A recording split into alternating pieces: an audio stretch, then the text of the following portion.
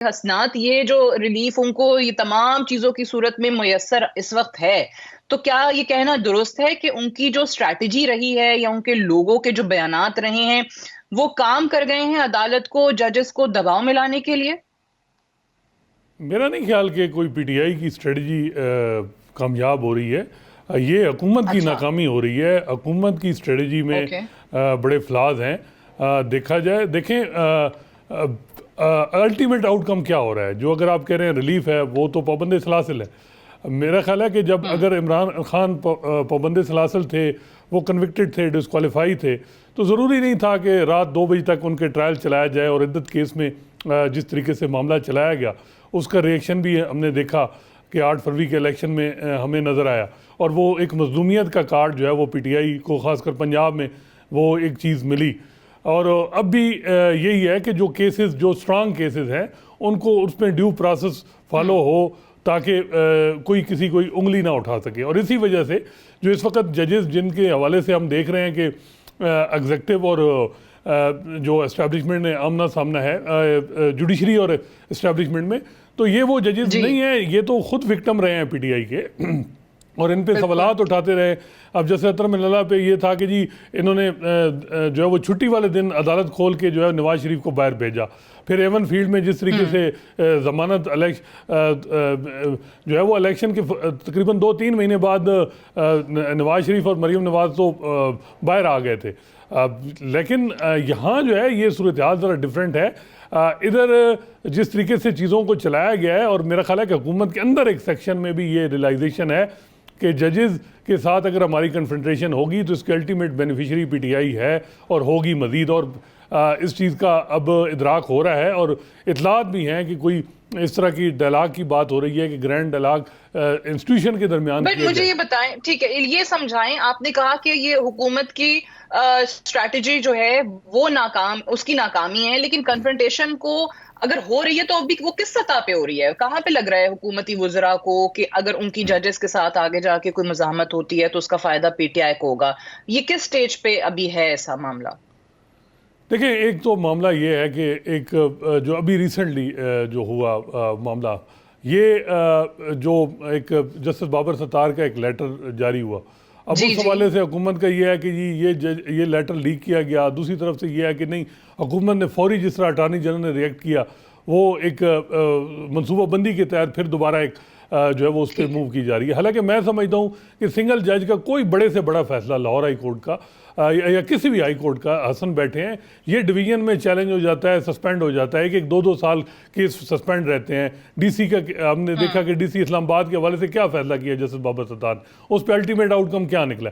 तो ये गलत एडवाइस की जा रही है कि छोटी छोटी चीज़ों पर जजेस को ऑफेंड किया जा रहा है और उसका फ़ायदा पीटीआई को हो रहा है। और यही चीज़ हमने देखी थी कि माजी में जो है वो जिस तरह चीज़ें चली, और उसका फ़ायदा जब नून लीग ने जजेस को उस तरह ऑफेंड किया था, तो उस वक्त भी जो है वो फ़ायदा पीटीआई को हुआ था। तो ये एक वक्त सूरत हाल है। देखें, जजेस जो हैं वो जैसे मैंने बताया कि ये जजेस जो हैं ये अगर आप कहें कि जी प्रेस कॉन्फ्रेंस से ये पीछे हटेंगे, नहीं हटेंगे। और ये सिर्फ वो मामला नहीं। इस्लामाबाद हाई कोर्ट का नहीं है। आप देखें हाँ, लाहौर हाई कोर्ट में, तो आप कह रहे हैं लाहौर हाई कोर्ट में जो सबसे बड़ा मसला है कि एडीसी के जज नहीं अपॉइंट हो रहे हैं। ट्रिब्यूनल, इलेक्शन ट्रिब्यूनल का मामला है, वहाँ के जो चीफ जस्टिस हैं वो भी इसी तरह की पोजीशन लेके बैठे हैं। पेशावर हाई कोर्ट के जजेस ने फुल कोर्ट मीटिंग में जो बताया कि जी हम पे इन्फ्लुएंस है।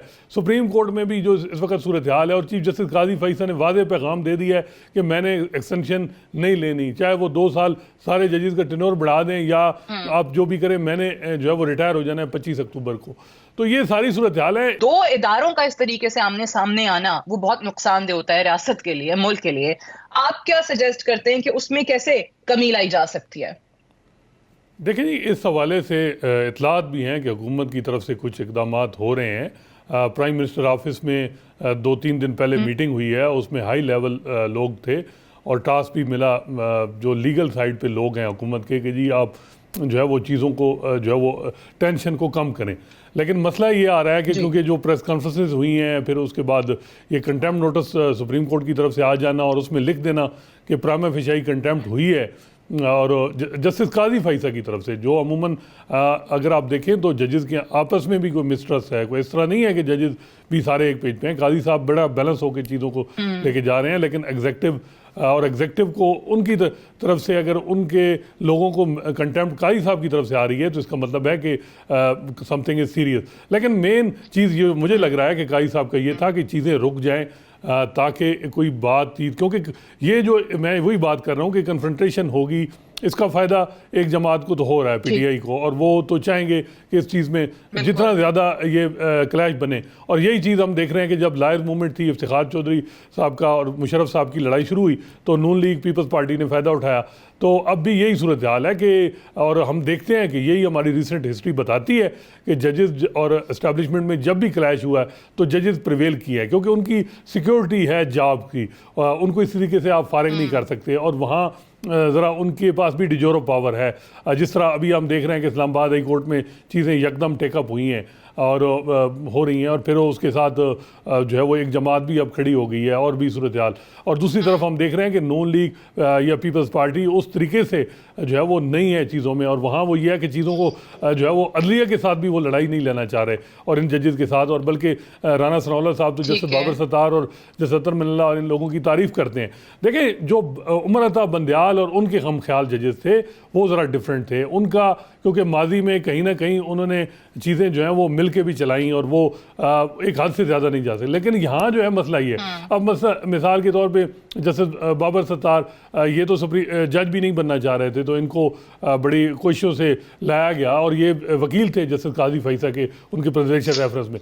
इसी तरह जस्टिस अतर मिनल्ला हैं, उन्होंने चीफ जस्टिस ऑफ पाकिस्तान भी नहीं बनना, 2 साल उनकी जॉब ज़्यादा से ज़्यादा होगा, 2.5 साल मुद्दत है। तो उनके आगे लगता है कि ये जो मेरा ख्याल है कि उनके आगे उनके लिए स्टेक नहीं है, इनका स्टेक नहीं है सच, और बेहतर ये है, और मेरा ख्याल है कि ये बार बार क्लैरिफाई कर रहे हैं ये जजेस कि हम नहीं, हमारा ये लेटर कंप्लेंट नहीं है।